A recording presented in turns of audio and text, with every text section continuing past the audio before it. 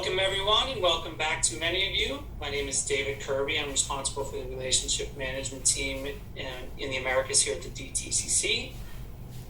We're back for another session in our accelerated settlement series, and as we can see by the great attendance we're getting, this seems to be an initiative that's top of mind and continues to be top of mind for everyone involved. We're excited for today's session. We have a lot of great speakers on hand, but this is the third installation of a series of virtual events dedicated to accelerating T1 in the US. Still intended on being educational for the industry and our client base. We're trying to level set everyone about what is happening in move to T1, timeliness, and where to get additional info. Our first session covered the fundamentals, regulatory impact, global implications, high-level changes of the DTCC, etc. Last week's session featured our colleagues at the DTCC, Bob Cavallo and Louis Lepore, speaking to the overall changes of the cycles at the DTCC enterprise-wide. And this week, we are going to focus on institutional trading flows. And we have another fantastic group of speakers, both from the internal DTCC side and our clients. Just a couple of housekeeping notes. There is information available on ust1.org, which summarizes everything we've spoken about in the first two sections, including the Q&A and additional information. And also, we continue to try to make these as interactive as possible. So there is Pigeonhole on screen to allow you to add questions in and allow us to have a pretty dynamic and interactive conversation with the speakers. Today, we're going to continue our journey with the focus on institutional trading flows. It's going to be a two-part conversation. I think this is topical as many of the questions that have come up in our prior sessions have been focused on the institutional flows, specifically allocation confirmation, the affirmation process, and even detailed changes required in CTM and other products. Matt Stauffer is here, is Managing Director and Head of the ITP business. He's going to lead a discussion with his leadership team, including Bob Stewart and Sean McEntee, and they're going to touch on a lot of the topics that have come up so far and be available for questions. Following the ITP conversation, we're going to have a great panel, and I have to say great because we have clients involved. We have a great panel dedicated toward sort of readiness on an industry-wide level. We have representation from the buy side, sell side, custodians, and our own consulting services business. I will introduce our speakers for that panel. I want to build a little suspense for it. We'll introduce our speakers when it's time, but we will have a 30-minute session with them as well. I'm going to set the stage again. We've had it's been a year-long journey. As I mentioned in the last couple of sessions, our white paper was issued in February 2021. We're coalescing around working groups and steering committees, and we're developing and issuing a playbook. The most recent turn of events was the SEC findings, and then also the comment period, which ended on April 11th. And now the SEC is very busy digesting and preparing responses to each and every one of those questions. So that's the framing of this. That's where we are now. What we want to continue to highlight as part of these sessions is the call to action. Each and every session we've had so far, the overriding theme is now is the time to act, now is the time to prepare, and we're trying to get you as much information as we can to do that. So without further ado, I am going to turn it over to Matt Stauffer and his team to walk us through the ITP, the DTCC ITP process and the impacts there. So over to you, Matt. Great, thanks, Dave. And I just wanted to first thank everyone for joining us today and welcome you to the session. As Dave noted, we do have a lot of ground to cover because one of the things that was, I think, of greatest interest when all of us saw the SEC T1 proposed rule was a strong focus on the institutional trade processing and institutional trade flow. And what we wanted to do today was a number of things. One, just provide a brief outline of how we see that impacting the various market segments and constituents.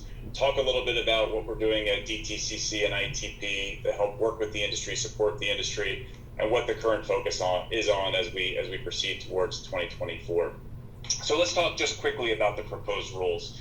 I think in addition to the statement of moving the standard settlement cycle from T+2 to T+1, it was clear in the language from the SEC that there is a strong view that improving the processing of institutional trades has a direct correlation and direct impact on the ability to actually achieve a T1 settlement process. In those proposed rules, there are clear statements that would lead to impact to the broker-dealer community, the registered investment advisors, investment managers, as well as institutions like DTCC as a central matching service provider. So I wanted to just break that out in terms of each of those various touch points. So first of all, it was a lot of the discussion is around facilitating straight-through processing, right? How do we, as an industry, really achieve that goal? A goal that's been set out now for some time. And the rules that were proposed, I think, are directly related to achieving that through a focus on same-day affirmation. The view being the sooner the trades are not only executed, allocated, confirmed, and affirmed, the greater likelihood of achieving that T+1 settlement. So the three areas of impact. The first was the Exchange Act Rule 15C6-2, which is specific to broker-dealers. And this actually puts the contractual obligation on the broker to facilitate or achieve a same-day affirmation process with their counterparties, with the investment managers that they're transacting with. What that states is the language is really around the need to complete that process as soon as technologically practicable and no later than end of T. Then they take a look at what's the impact to those registered investment advisors on the other side. Well, it introduced in the Advisors Act Rule 204-2 a record-keeping requirement, a shift in terms of the role that needs to be played there, which would require those investment managers and registered investment advisors to not only keep and make the records of what has been sent out in terms of allocations and affirmations, but also the confirmations received. So documenting each of the steps of that process and putting that record-keeping obligation onto the investment managers and broader buy-side community. And then the third area of impact is related to central matching service providers or organizations like DTCC's ITP business. And that requirement, which falls onto us, is around establishing and enforcing policies and procedures to facilitate straight-through processing with the industry, but also an annual reporting obligation where we will comment and report on our progress against those policies, progress in facilitating STP with quantifiable measures, and also the outlook for the 12 months. So as you can see, a lot of focus in the proposed rules impacting institutional trading, institutional trade processing, and really an area that we wanted to dive in further. So I think the first place to start, and maybe Sean, I'll open it up to you. If you could talk a little bit about the process itself, allocation, confirmation, affirmation, but maybe more importantly, your thoughts on why the commission focused such a great extent on the importance of same-day affirmation and what that means. Yeah, sure. Thanks, Matt.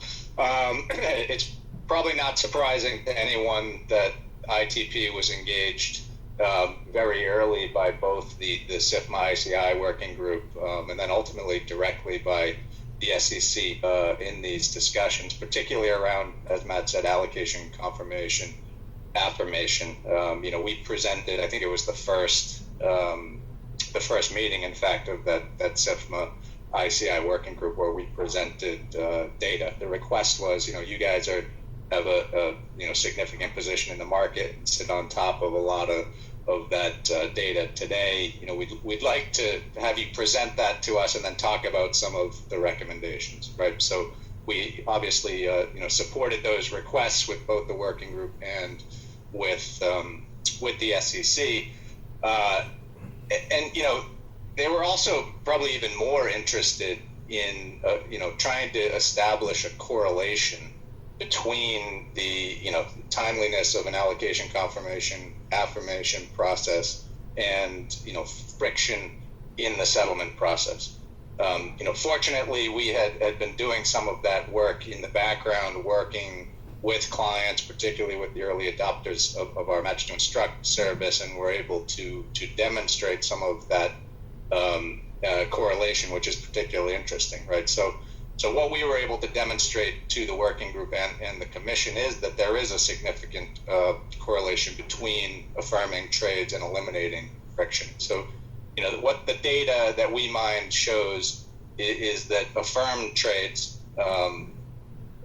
effectively, settle with very little friction. I think we should. It's 0.07% of affirmed trades have any kind of exception in the authorization process at DTC, whereas unaffirmed trades have a 3.8% instance of exceptions in that RAD or authorization process at the DTC.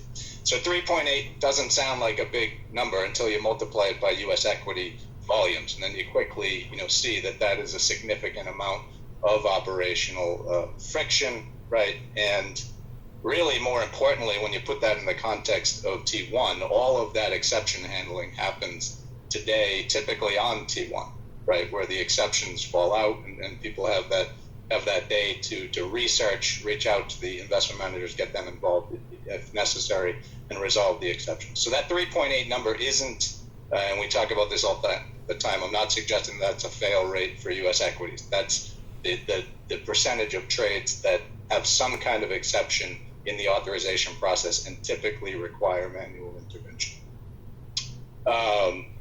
So now we start talking about T1.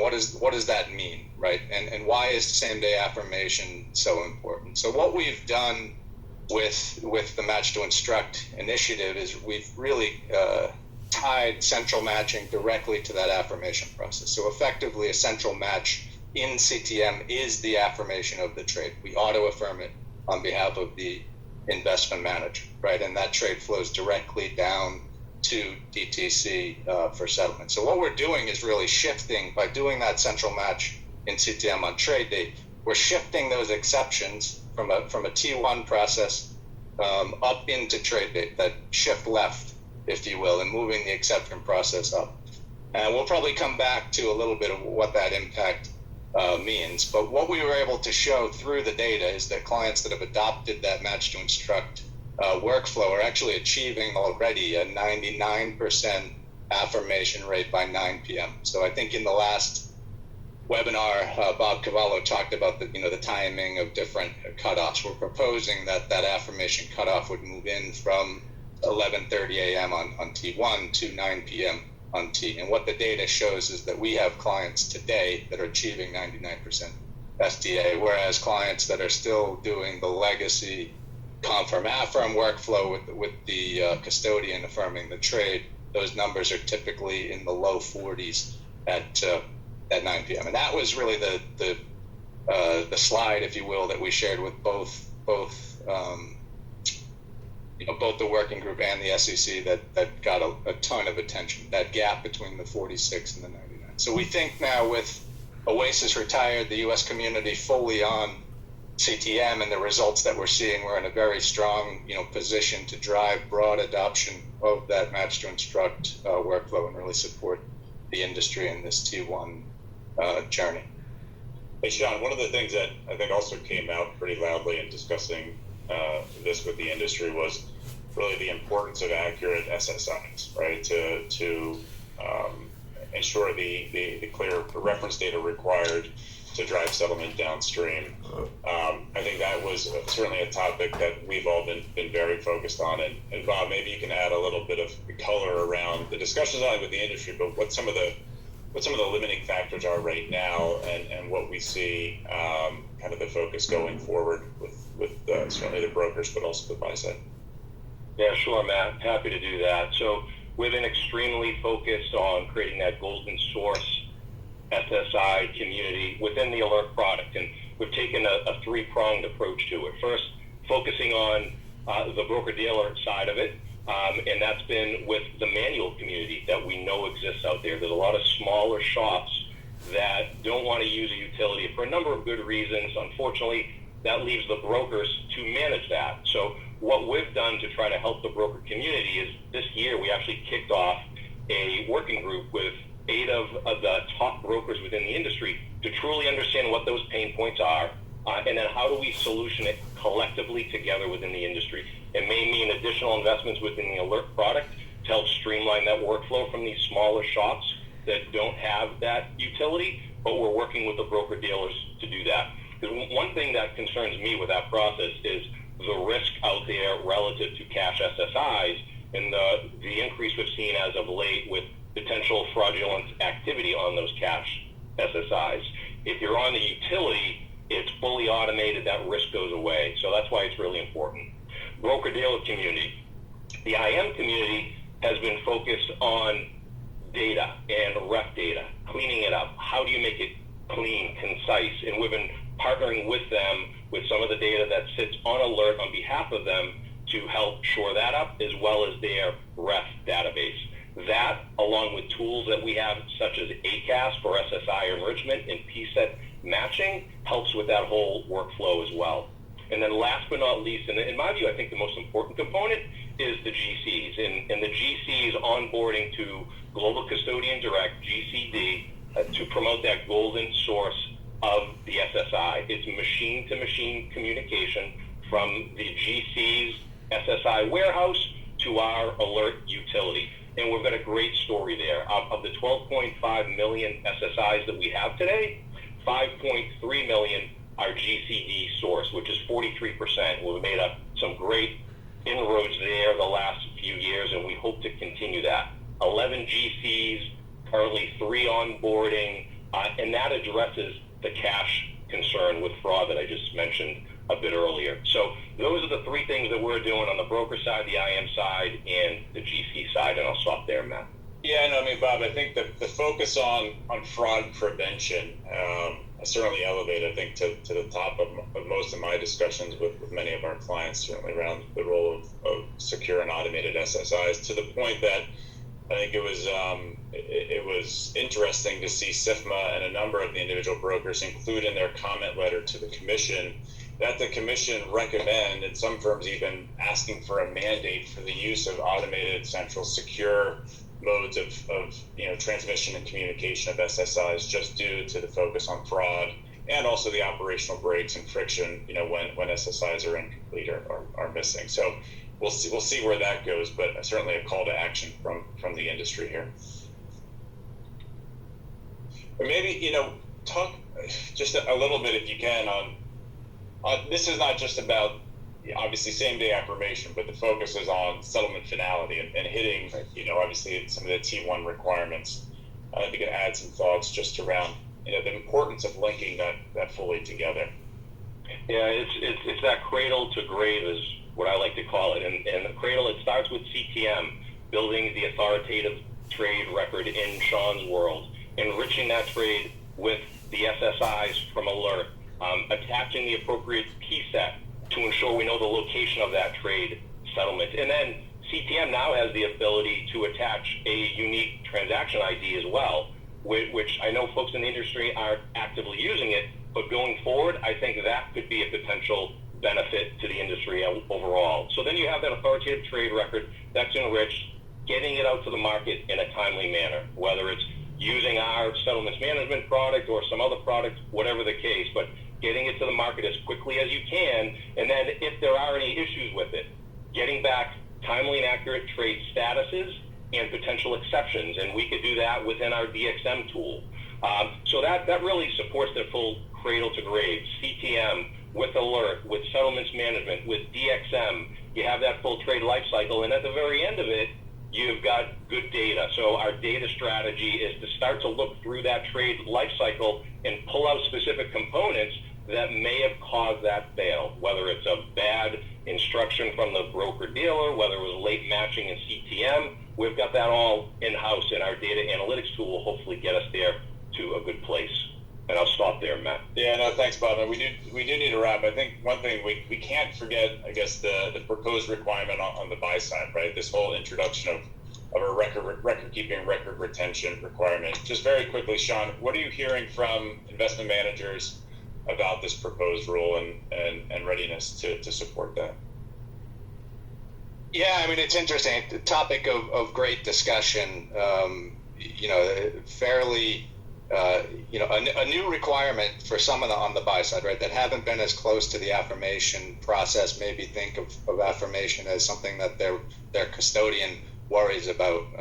Now, obviously, with the introduction of this rule, the buy side is going to need to keep records of not only when trades were allocated and confirmed, but when they were ultimately affirmed, which may be data that only resides with their custodian today. But with the adoption of CTM and the connection between CTM Trade Suite and the DTC, we can pull all of that data back up to CTM and help the buy side satisfy that requirement through some of our archiving and audit functionality in CTM. Yeah, thanks, Sean. I think what hopefully everyone can see from this discussion is certainly a wide-ranging impact of the proposed rules. A lot for us to consider as an industry and evaluate over the coming months. Preparing for the 2024 implementation date as that's established. And I think what we want to do now is really hear from the experts, hear from the firms that are focused on this. So I'm excited to hand back over to Dave Kirby and our industry panel to really dive deeper into the impact of these proposed rules on the industry. So Dave, back to you. Thanks, Matt. Appreciate that. Appreciate Bob and Sean adding your insights in there. I think you've given everyone in the audience and on the panel a lot to think about going forward, and I would encourage everyone to sort of weave in some of those points. I know, as I introduce the panelists, there are some things that you might want to add to some of the things that, Sean, Matt, and Bob covered. So without further ado, as promised earlier, we do have another star-studded panel here today, and from many industry experts and clients of the DTCC. And I'm going to introduce them each. First, I have Steve Chittenden, who's VP and Head of Investment Operations at Loomis Sales. I have Mike Fasella, who's Managing Director of Shared Services and Banking Operations at Morgan Stanley. David Kabilian, Managing Director of Global Custody, Settlement and Income and Securities Lending at State Street. David, that's quite a mouthful there. Can we shorten that one up a little bit for the next time? Then we have Carolyn Kostelny, Managing Director in our DTCC Consulting Services, here to speak with us today. So as you can see, we have a wide range of industry expertise here, because it's not an initiative that's just hitting the buy side, just hitting the sell side, or custodians, or it's hitting everyone. So what we're trying to do today is really engage in another conversation about preparedness, what different firms are seeing from a pain point perspective, and how you're all addressing each of these. So welcome to panelists. I'm going to dive right in because, as usual, Matt and Sean and Bob went a little over time, so I'm crunched here. So let's just start right off. Mike, I'm going to point to you. Speaking of high-level preparedness, this initiative is obviously impactful across your organization and everyone else's for that matter. How's Morgan Stanley mobilizing for this? Centralized program office, business by business? Can you lend some insights on how you're preparing? Sure, Dave, and thank you for having me today. So we've been engaged across the industry, and my team and I attended, I believe, just over 40 industry workshops that DTCC and CISMA hosted over last summer, culminating, of course, in the white paper, which came out last year, which I think was an excellent piece of work, and I would recommend to everyone watching today to read that report if you haven't yet. So really kind of three things I would highlight. One, we've kicked off a formal program, which includes a central program office. Our firm is participating, of course, in the industry working groups. Internally, we've done our impact assessments, looking at initial impact and how to best get in front of that. Aligning resources, we've established a senior governance and a steering group, and also ensuring that we have dedicated budget and resourcing to support each thread of that program.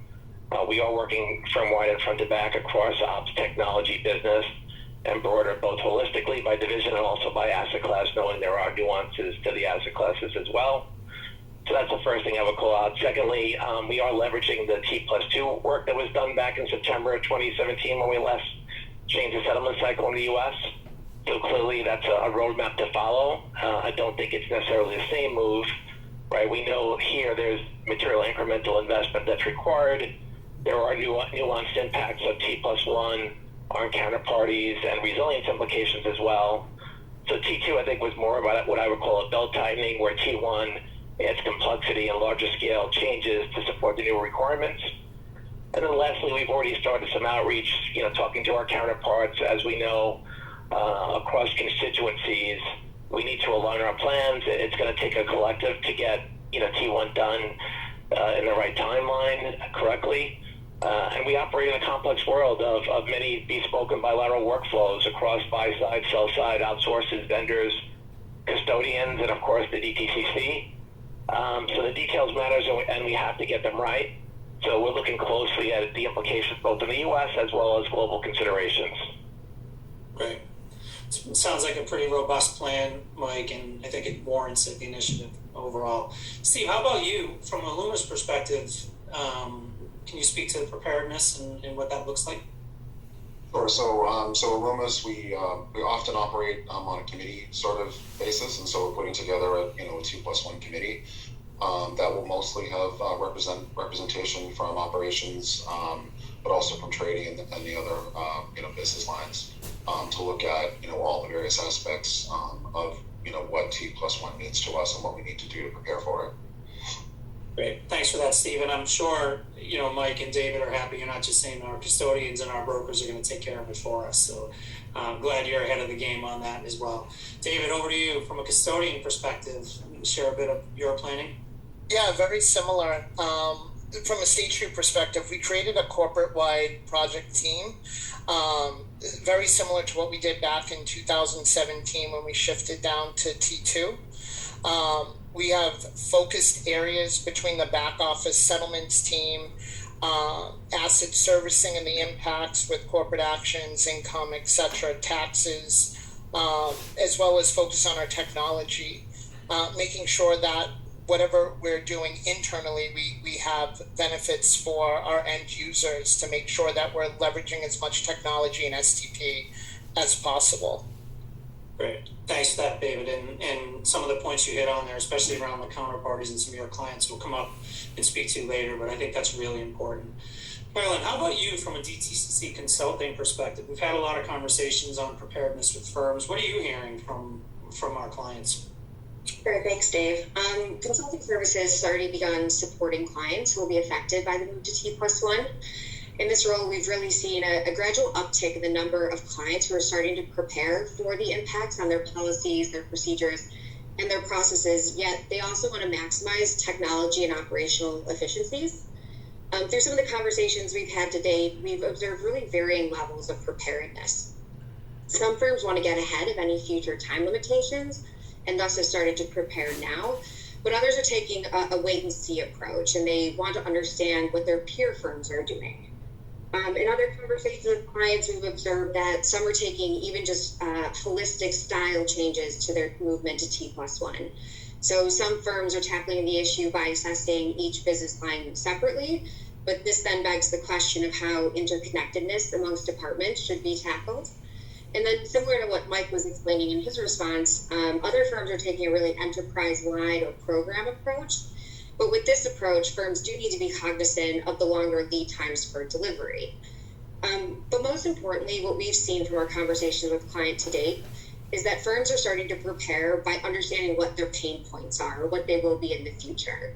So for the buy side and the sell side alike, we're observing that data is really driving where the pain points exist. So for example, asking yourself, where are your fails happening today? Is it because of SSIs, inventory, or even your counterparties? These are all things that we're helping firms understand and get their arms around. And I think if you haven't started this pain point analysis yet, I'd recommend focusing on that first. Yeah, and I think that's a great recommendation. And a lot of what we've heard in some of the other conversations and in the other sessions we've had is 22 is really the year for preparedness. 23 more along the lines of execution of those plans, and then obviously 24 we're going to, as an industry move forward. So thank you for each of you for that response. Obviously, the industry we're moving forward with an initiative of this scale without having some tangible benefits on the back end of it. So I'm going to have we're going to go into another question around perceived benefits from each segment. So, Stephen, why don't I start with you, since I let Mike kick off the last question, but what do you see the most immediate benefit from T1 settlement from your side? First, I want to say that my views do not represent me.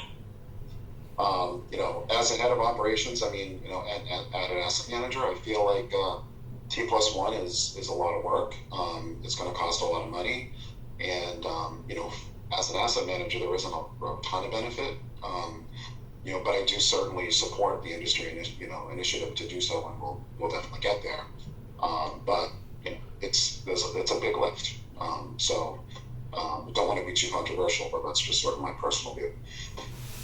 All right, well, I should have vetted you before I actually asked you that question. I'm sorry about that. I was expecting you to, speak, glowingly about everything we're doing. But no, I think the candor on that one, Steve, and I think that's why we're having these type of conversations. Because I think the perspectives are different from each segment. But I think what we're hoping for, especially from an ITP perspective, is that we can make it less of a lift for you through the end-to-end solutions that Bob and Sean and Matt were talking about, but without over. David, how about you from a custodian perspective? What are your thoughts and benefits and as to the benefits of T1? Yeah, absolutely. From a custodian standpoint, I think Sean touched upon it on the first discussion. It's forcing the behavioral changes with their asset managers and the counterparties and making sure that the assets that they are executing is available for sale. Making sure that by shortening that window that there's less friction and more STP. The primary benefit of T1 is trying to get everything settled as quickly as possible, making sure that there's no liquidity issues and whatnot. And a lot of these variables are outside friction from the custodian, so it's partnering more with the end client and the custodian to try to get settlement faster. And that's going to help everyone when we start talking about the execution, whether it's how are we going to get post affirmation transactions, whether it's manual faxes or leveraging more automated tools or whatnot to make sure that we can settle quicker. So David, that's a really good point you brought up, and it's also a point that came up in one of the Q&A questions already. So I told you all I was for a couple of curveballs based on what the audience brought up, but one of the questions that came in was, what is dtcc doing to encourage custodians to accept post-affirmation trade adjustments? So you're saying that's in flight already from a State Street perspective, where you're evaluating additional tools, technologies that you can sort of work with us on that one, or maybe not with us, but just work on that process? No, absolutely. So we have already been engaged with DTC directly, looking at the affirmation rates, trying to increase them, and then looking at what is causing the affirmations not to occur, as well as trades, regardless of the affirmation, what is causing the friction to settle, and what can State Street do to help our end clients settle faster. Right. Makes a lot of sense. Thanks for that, David. Mike, over to you with the original question on the benefits of T1. And you are sitting in the highest perch on this one when it comes to benefits, I think, from a dealer perspective, but and maybe the most work, but what do you think? Well, yeah, I'm not sure the math works to get to that conclusion, but nonetheless, I think I would go back to the white paper. It does throw out that, clearly a successful delivery of T1 is meant to provide those operational efficiency benefits. As we know, less trades outstanding at any point in time translates into less risk, right, and systemic risk reduction in terms of, what can go wrong to see those trades through to settlement. Less margin at the clearinghouse is certainly an expectation, taking a day out of the settlement cycle across NFCC participants across the marketplace. But of course, across the industry, we have to make the investments to make that happen. There are these broader benefits to the industry in terms of risk, efficiency, STP, as the Commission has called out in their rule proposal. But I actually wouldn't suggest that firms or constituents think about this as a cost-benefit analysis. I see it as really just the next chapter in a long journey of settlement compression that we've been on this road for decades, and it's happening everywhere around the globe. So I think we just need to obviously make the changes and investments that will get us on that path. I personally am looking forward to hopefully more STP. I think we were a little bit underwhelmed as an industry in terms of counterparts that don't fully have STP practices, making those investments back in September of 2017 to get T2 done. So hopefully T1 will be the impetus to make those investments happen. As Sean called out in the segment earlier, I do feel as though M2I, Match to Instruct, does provide a unique value proposition. We are using it in-house. We do see higher affirmation rates for those trades with the SSI enrichment happening. You address a lot of those golden source issues around reference data that Bob alluded to earlier. And they also see the ability to have the automatic affirmation at DTC done once the trades are matched at an allocation level in CTM is quite meaningful. This certainly translates into less settlement fails, right? More time to correct errors, right, in advance of the lead up to T1. So, again, I would just summarize by saying U.S. marketplace participants, which is everyone, essentially around the globe that has not made STP advances in investments. Now is the time to call to action. You need to make these investments now to be fully prepared to manage in a T1 world. Great feedback, Mike. Appreciate that.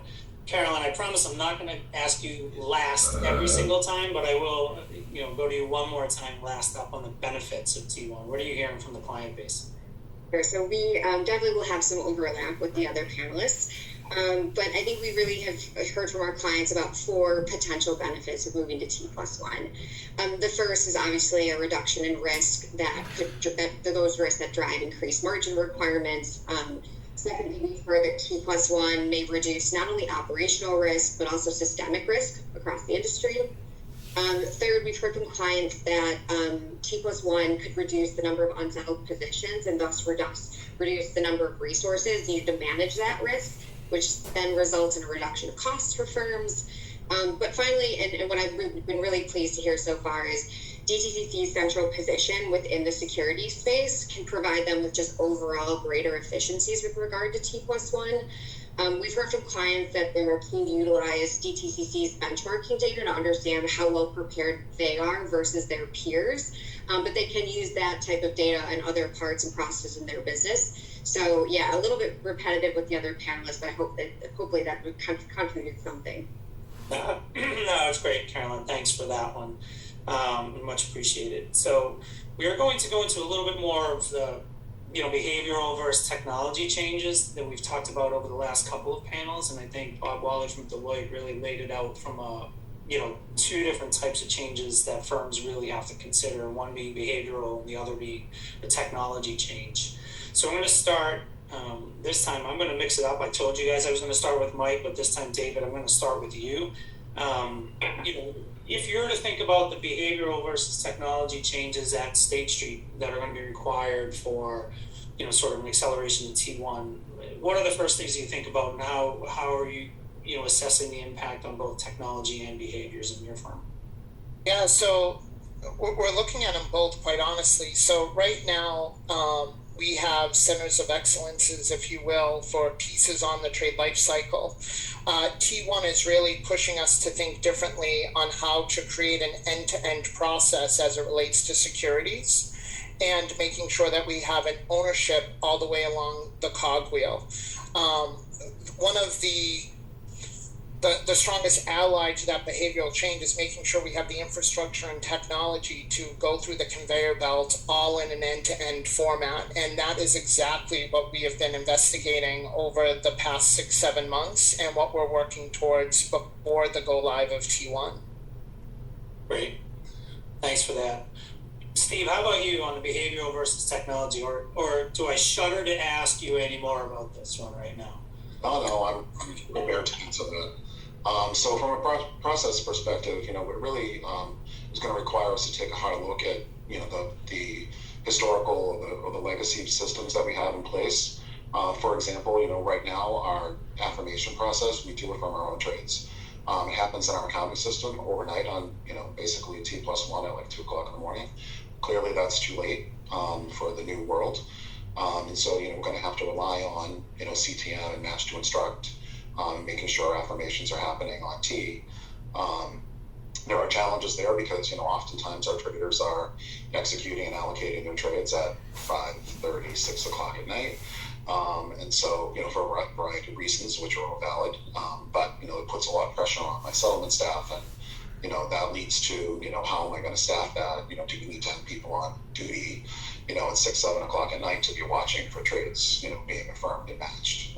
So, looking at all of that, I don't have any answers to that yet, but, that's sort of some of the stuff that we're, examining today. Steve, on a follow-up to that, I mean, one of the questions I was going to pose to you a little bit later, it's really topical based on what you just said, but can you speak to it from a global perspective too? Obviously, you're not just a US-based firm, so how does that impact your global operations, either EMEA or APAC, etc.? Yeah.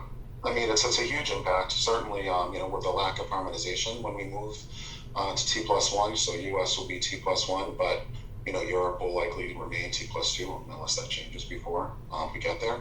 And so, the challenge there is really more on the trading side in terms of, calculating their FXs that they need to do to minimize the cost of FX trading and whatever. Currently, they wait until all the trades are sort of executed, allocated, and netted out so they can do a single FX, across portfolios. And so that's just going to, make things a little bit more complicated and potentially increase the time to get things processed within our systems. So there's that. Certainly, we have issues with global clients and, Australia, the Far East, it's already T+1 when we're executing trades. Often in Japan, we're dealing with trust banks. And so there's a lot of complexity, in terms of the global trading process. Absolutely. Thanks for that. I'm sorry to hit you with the follow-up question a little sooner than expected there. Mike, how about you on the behavioral versus technology changes? Sure, Dave. So going back to the analysis that you mentioned that Bob Wally and Deloitte had conducted as part of their SIPMA work, I would call out in their heat map just major impacts across several areas on key processes that impact, I'm sure, many, if not all, part of this call today, and those include prime brokerage, settlement, securities lending, asset servicing, resilience and stability, syndicates, ETFs, creation, redemption, ADR to ORD conversions, right, just to name a few. Again, accelerated settlement is a road well traveled, but it's nuanced here. Remember, this is a 50% further compression in settlement cycle. When we last did T2 in 2017, that was a 33% reduction. So I often say for those who died, this is like losing the last 10 pounds, not the first, right? And no comment, Dave, on my status there, because I still got some work to do. But look, I mean, I would say if you go back to the commission's rule proposal, there's three areas to really call out. One is, as Matt alluded to in his opening comments, right, this whole notion to get allocations as soon as possible during the day to the broker-dealer. Clearly, for some funds, well, if you're an index fund, that's just not possible, right? Because you're trading up until the close, so you are an end-of-day shop by rule to support your business. But for others, there are opportunities and investments needed probably to capitalize on those. And then again, as Matt called out, this rule proposed 15C62, which will require broker-dealers to receive and process all allocations by 7 p.m. Eastern time, which is clearly a meaningful change in of itself, right? Instead of T1, think about that as a change. And then affirmations by 9 p.m. on T0 at the CSD, of course, trade suite, right? So we've looked at this, and based upon our initial sort of analysis, kind of groupings of where we see material lift, kind of fall into four key areas. One, I would say, is counterparties who are on the West Coast. Clearly, a 3-hour time difference does you no favor to try to hit those deadlines in terms of 7 p.m. for allocations, Eastern time, and affirmations by 9 p.m., right? Secondly, clients who don't have U.S. presence, right? If you're in Europe or Asia, you need to be able to plan to operate within these anticipated timelines, which might require you to change business process to have people online, longer who can make decisions around allocations on T0, right?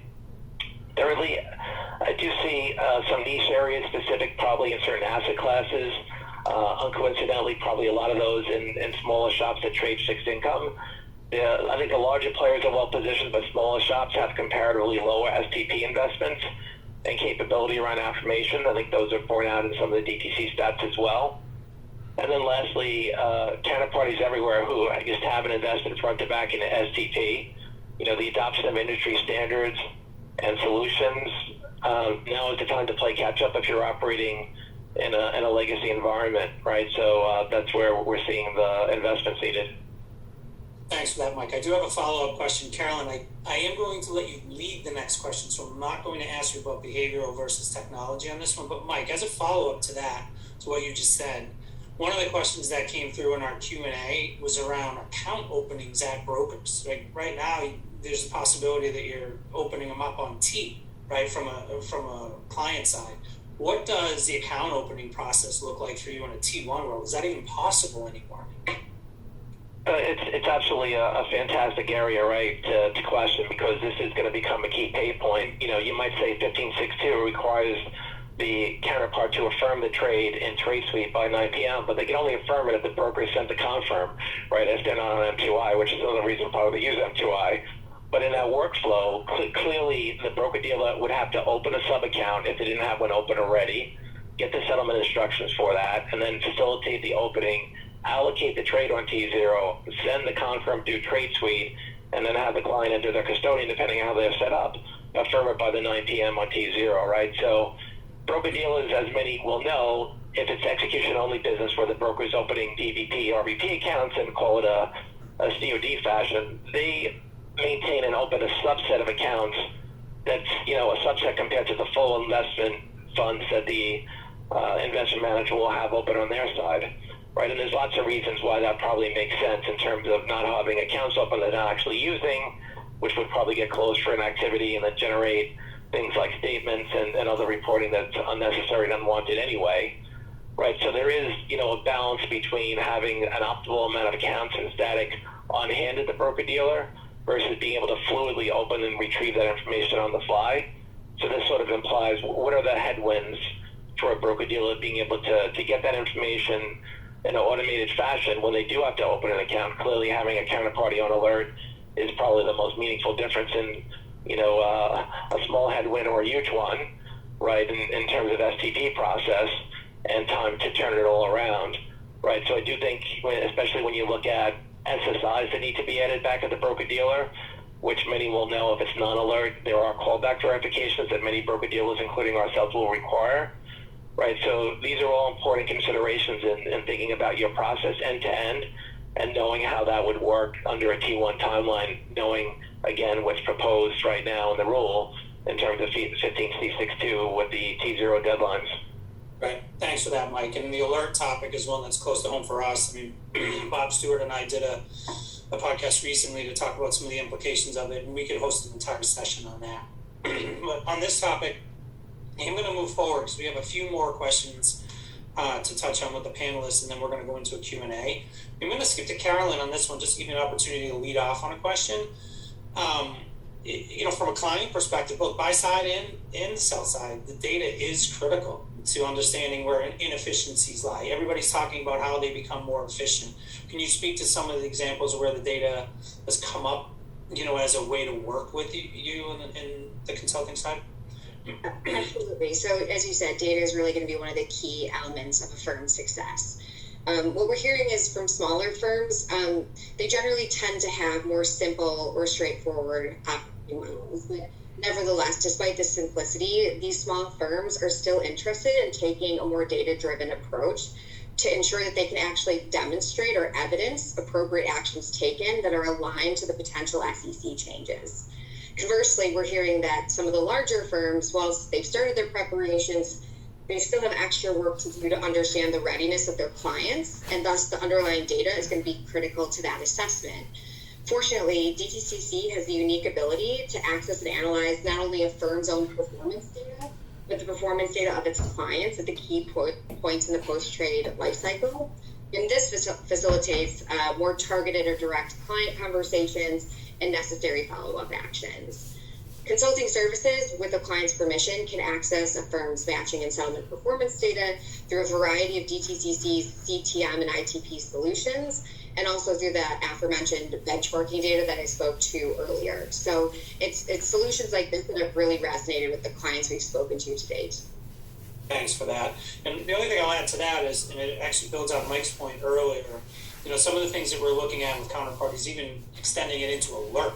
We can even look back into alert and the efficiency there, clients alert. I'm looking at David on the screen, like how are we working with custodians to make sure GCD is clean and effective, and it really starts the process earlier to allow for more efficient STP across the board. So I think there's a lot of great things that can be done there from a data perspective. David, I will give you probably the last scripted question from the panel, and then we'll get into a broader Q&A. I feel like the custodians may be a bit of the forgotten contingency here, if you will, from T1. Can you speak to what you think the biggest impacts are from the custodian side from an operation perspective? And I know you have sec lending and other things in your title. Feel free to broaden that out to your overall business perspective and how this impacts you from a custodial perspective. Sure. So looking at it from a lending and collateral perspective, we see the compression of the settlement cycle being a challenge in the lending space. Even from a perspective of the returning of the transactions, making sure that we have the liquidity in place as everything is in flight. One of the larger items, looking at it from a global perspective, we saw it with CSDR implementation earlier this year. There is a ton of cross borders, not only between Euroclear and Sidel into dtcc, but also with CDS in Canada. And as everyone knows, Canada is also moving lock in step with DTC on compressing their settlement cycle. So it's really the coordination of all the different markets and the moving of the assets between the exchanges, making sure that everything is moving and that the custodian is not adding any friction into the process. Great. Thanks for that, David. And we've heard much of the same. And, I think the emphasis on counterparty readiness is really huge too, from both the broker perspective, the custodian perspective, and our perspective in the DTCC as well. So thank you for that, and thank you for the panelists. I do want to transition over into our Q&A session, which I think Matt Stalker is going to rejoin us on the screen. So I will be sure to hand over all of the very detailed ITP questions over to Matt. But just to start off with, I think one of the questions I saw come through, and Mike, maybe I'll go to you on this one. Most firms on a nightly batch processing system would be running batch between 9 and 11 when affirmations are due. How are firms going to authorize and send night cycle post the cutoff? And I know there's a lot of DTCC elements in that, but from a broker perspective, love to hear your thoughts on the batch processing that your firms are doing. You touched on it a little bit earlier. Yeah, this is a key point, especially when you think about getting trades into the clearinghouse, right, with the potential for affirmations to come in after 9 p.m. on T0.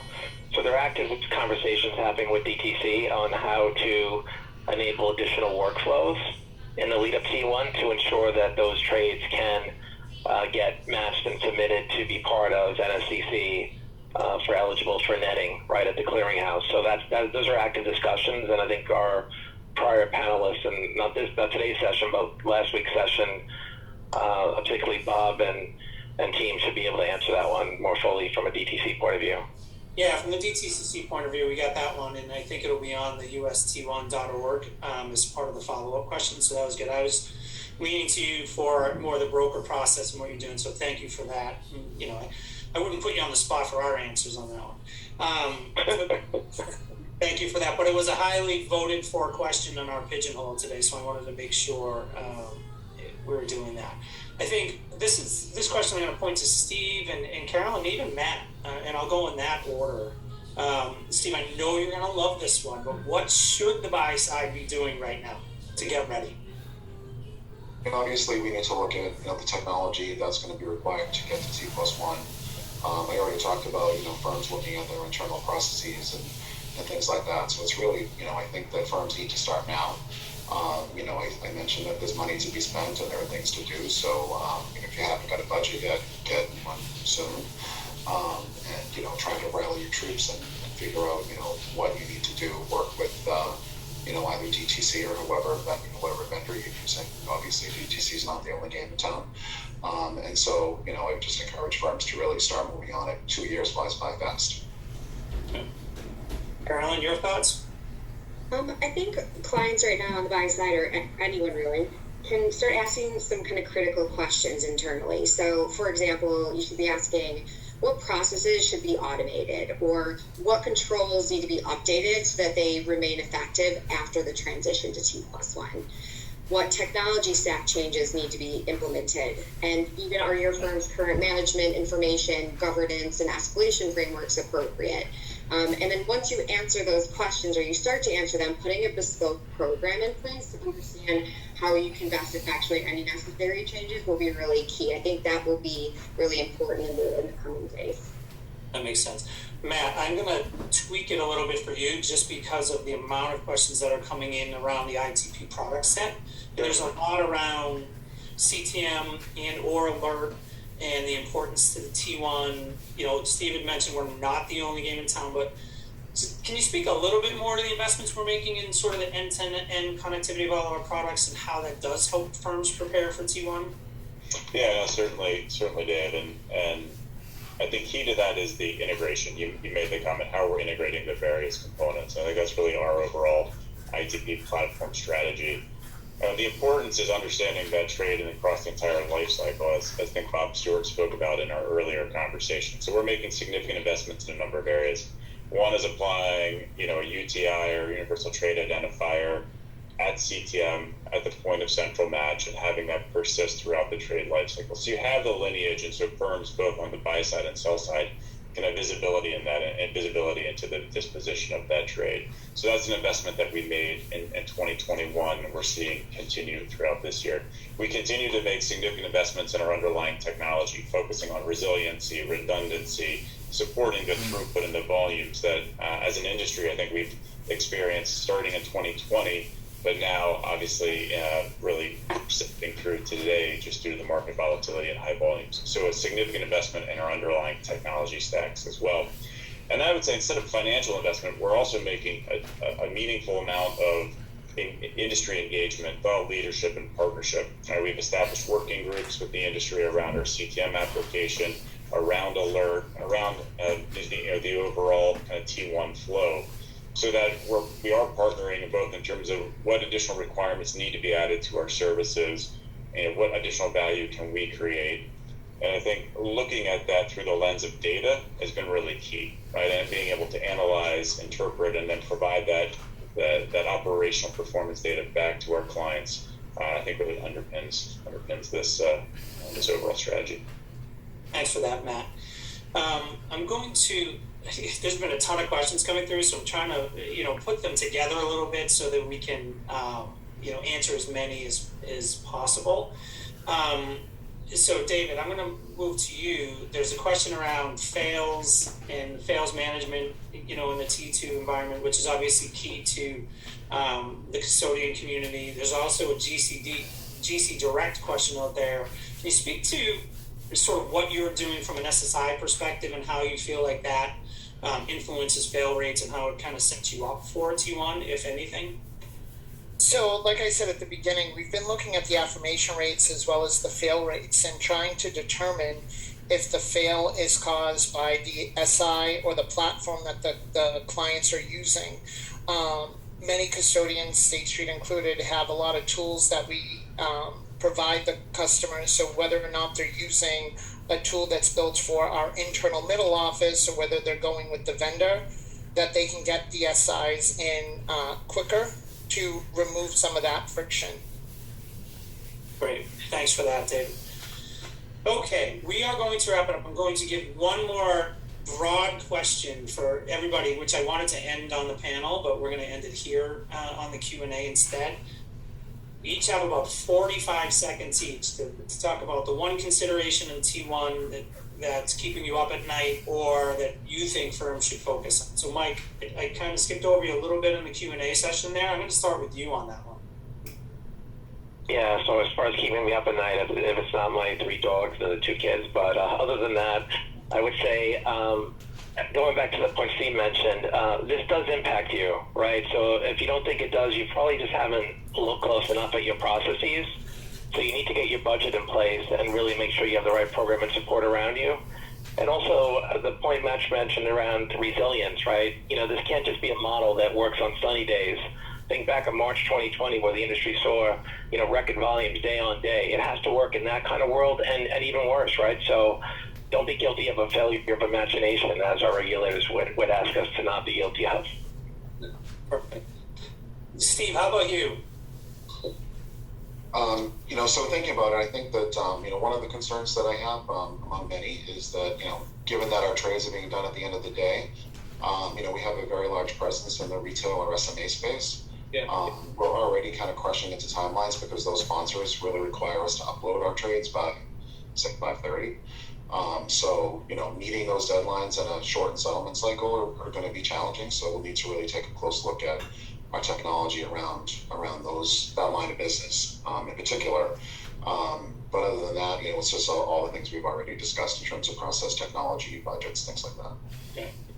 David, how about you? We'll go through the clients first and then get back to the DTCC folks. So David, how about you?